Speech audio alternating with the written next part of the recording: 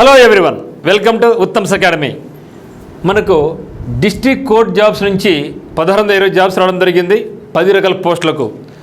మరి ఈరోజు వచ్చినటువంటి లేటెస్ట్ అప్డేట్ ఏమంటే 13/5/2025 నాడు మనకు అప్లికేషన్ ప్రక్రియ స్టార్ట్ కావడం జరిగింది. దీని ఇన్స్ట్రక్షన్స్ కూడా ఇవ్వడం జరిగింది. మొత్తం మనకు 10 రకాల జాబ్స్ ఉన్నాయి, 10 టైప్స్ ఆఫ్ జాబ్స్ ఉన్నాయి. మరి ఇక 10 టైప్స్ ఆఫ్ జాబ్స్కి మనకు కేవలం 3 ఎగ్జామ్స్ మధ్య పెడుతున్నారు. అంటే ప్రతి పోస్ట్కి సింగిల్ ఎగ్జామ్ లేదు. కొన్ని పోస్టులకైతే కలిపి ఒకే ఎగ్జామ్ పెడతారు. అవి వేటికి ఒకే ఎగ్జామ్ పెడతారు అనేది కూడా క్లియర్ కట్గా మనకి ఈరోజు AP high court notification official website నుంచి మనకి ఇంపార్టెంట్ అప్డేట్ అయితే ఇవ్వడం జరిగింది. మరి ఒకసారి చూద్దాం. మరి 10 పోస్టులకు 10 ఎగ్జామ్స్ పెట్టుకోకుండా కేవలం 10 వాటికి పెట్టే ఎగ్జామ్ సంఖ్య ఎంత అంటే 3 మాత్రమే ఉంటుంది. మరి ఏవే ఉంటాయో ఒకసారి చూసినట్టయితే అది చూడబోయే ముందుగా మరి చూస్తే ఇక్కడ మన యొక్క ఉత్తమ్స్ అకాడమీ యాప్ నందు మీకు ఆన్లైన్ కోచింగ్ అనేది అందుబాటులో ఉంది. ఆల్రెడీ చాలా వరకు వీడియోస్ అప్లోడ్ చేయడం జరుగుతుంది. మరి ప్రతిరోజు కూడా మీకు 5-6 వీడియోస్ అప్లోడ్ అవుతూనే ఉన్నాయి. ఈ విధంగా మీకు ఎగ్జామ్ వరకు మిమ్మల్ని అప్డేట్ చేసుకుంటూ ఎగ్జామ్స్ పెట్టుకుంటూ మేము మోటివేట్ చేసుకుంటూ వెళ్తూ ఉంటాం అనమాట. మరి ఎవరైనా సరే ఆఫ్లైన్ కోచింగ్ రావాలనుకుంటే టర్నింగ్ పాయింట్ కోచింగ్ సెంటర్ కడపకు రావచ్చు.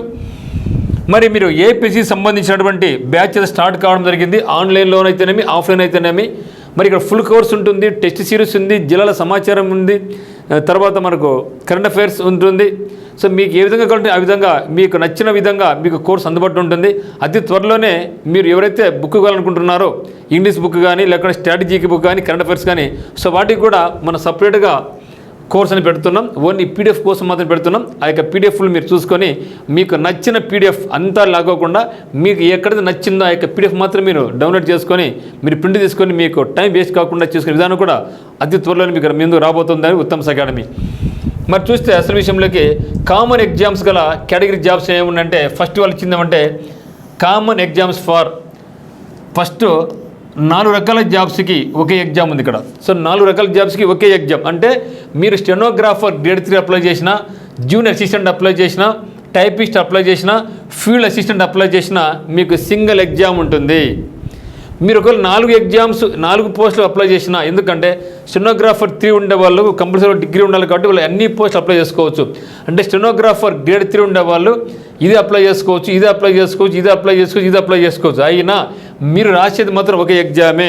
ఒకవేళ మీరు 2, 3, 4 పోస్టులు అప్లై చేసుకున్నారు అయినా కూడా ఇదే ఎగ్జామ్ రాయాలా, లేదు మీరు ఒకే ఒక ఎగ్జామ్ జూనియర్ అసిస్టెంట్ అప్లై చేసి అదే ఒకే ఎగ్జామ్ రాయాలి. అంటే మీరు ఎన్ని పోస్టులు అప్లై చేసినా కూడా ఈ 4కి కూడా మీరు ఒకే ఎగ్జామ్ రాయాలి. కానీ ఫీజు మాత్రం వేరు కట్టాలి. 800 కట్టాలంటే దీనికి మాత్రమే 3200 రూపాయలు అవుతుంది. కానీ మీకు ఎగ్జామ్ అయితే పెట్టేది మాత్రం ఒకటే. దీంట్లో మీ యొక్క ప్రిఫరెన్స్ని బట్టి మీరు అప్లై చేసిన దాన్ని బట్టి అక్కడ ఎవరికైతే టాప్ మార్క్ వచ్చిందో ఆ యొక్క కేటగిరీలో ఆ యొక్క డిఫరెంట్ పోస్ట్లో మెరిట్ లిస్ట్ని బేస్ చేసుకొని మీకు జాబ్ ఇవ్వడం జరుగుతుంది. కాబట్టి మీరు వర్రీ కాలం అవసరం లేదు. ఓకేనా? ఒకవేళ మీరు ఈ 2 అప్లై చేసినారు అప్పుడు ఎట్లా సార్ అంటే మీరు ఎవరైతే ఇక జూనియర్ అసిస్టెంట్ టైపిస్ట్ అప్లై చేసినారో మీరు ఇద్దరు పక్కన పెడతారు. సో వీళ్ళని పక్కన పెట్టేసి వీళ్ళిద్దరిని చూసుకుంటూ పోతారనమాట. ఓకే, చూసుకొని ఎవరైతే ఆ రిలేటెడ్ పోస్ట్లో అతను టాప్గా ఉన్నాడో అతనికి జాబ్ ఇస్తారు. కాబట్టి మరి ఎక్కడ కూడా ఎటువంటి నష్టం జరగదు. కాబట్టి ఈ 4 రకాల పోస్టులకి మనకు వాళ్ళు సింగిల్ ఎగ్జామ్ పెడతామని చెప్పేసి ఈరోజు అఫీషియల్ వెబ్సైట్లో మనకు తెలియపరిచారనమాట. నెక్స్ట్ చూస్తే కామన్ ఎగ్జామ్ ఫార్ ఇంకోటి ఏమంటే examiner, కాపీయిస్టు, record assistant.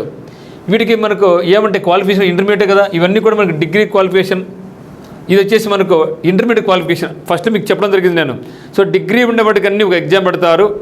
10th class intermediate వరకు ఒక ఎగ్జామ్ పెడతారు. ఆ బిలో వాటికి ఒక ఎగ్జామ్ పెడతారని చెప్పడం జరిగింది. అదేవిధంగానే పెట్టడం జరిగింది.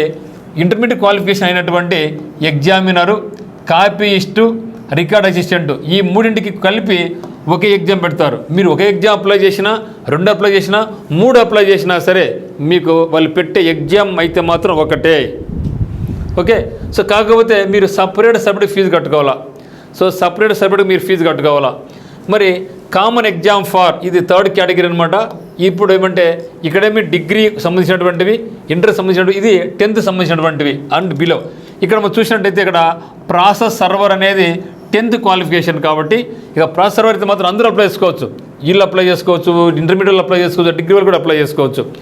ప్రాసెస్ సర్వర్ కాకపోతే ఆఫీస్ సబార్డినేట్ ఉంది కదా, సో మరి మనకి ఇక ఆఫీస్ సబార్డినేట్ కానీ ఇదేమి 7th పాస్ అయి ఉండాలా, ఇంటర్మీడియట్ ఫెయిల్ అయి ఉండాలా. డ్రైవర్ కూడా అంతే 7th పాస్ అయి ఉండాలా, ఇంటర్మీడియట్ ఫెయిల్ అయి ఉండాలా. వీళ్ళిద్దరు అంటే వీళ్ళు ఆఫీస్ సబార్డినేట్ కానీ, ప్రాసెస్ సర్వర్ కానీ, డ్రైవర్ కానీ ఈ 3 పోస్టులు ఎవరైతే అప్లై చేసుకుంటారో వాళ్ళకి సింగిల్ ఎగ్జామ్ ఉంటుంది. అంటే మొత్తం మీద 10 రకాల జాబ్స్కి మనకి పెట్టే ఎగ్జామ్ల సంఖ్య మాత్రం 3 మాత్రమే ఉంటుంది. మరి ఈ 10 రకాల జాబ్స్లో ఏది స్కిల్ టెస్ట్ ఉంటుంది కూడా చెప్పడం జరిగింది.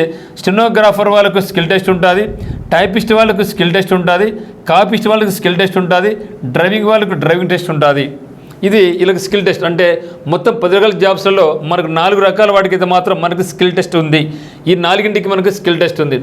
మరి ఒకవేళ మీరు దీంట్లో ఒక 2 అప్లై చేసుకున్నారు, దీనిలో ఒక 2 3 అప్లై చేసుకున్నారు, ఇక్కడ ఒకటి అప్లై చేసుకున్నారు. ఎందుకంటే ఇక్కడ ఇది అందరూ అప్లై చేసుకోవచ్చు, అవునా కదా.